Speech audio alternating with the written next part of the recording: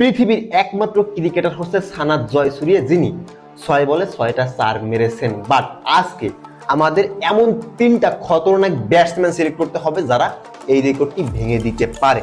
প্রথম লাইনে আছে এবি ডিভিলিয়ার্স, হাসিম আমলা, বিরাট কোহলি। এখান থেকে আমি শিওরলি বিরাট কোহলির দিকে যাব, কারণ তার এই পটেনশিয়ালিটি আছে, তিনি 6 বলে 6টা চার মারতে পারবেন। এরপরে লাইনে আছে আমাদের Rohit Sharma, hitman Sharma, Steve Smith এবং স্যার তামিম ইকবাল খান। তো এখন আমি তামিম ইকবাল খানের দিকে যেতে চাই। তিনি কিন্তু বাংলাদেশের বেস্ট ব্যাটসম্যান, তিনি ইজি 6 বলে 6টা চার মারতে পারবেন, এটা আমার বিশ্বাস। এরপরের লাইনে আছে আমাদের গোট সাকিব আল হাসান, নাইম এবং ডিকক।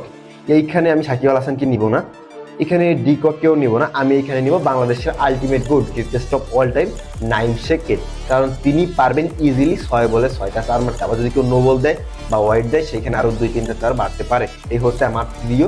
আপনি কোন 3জনকে নেবেন অবশ্যই কমেন্ট বক্সে জানান।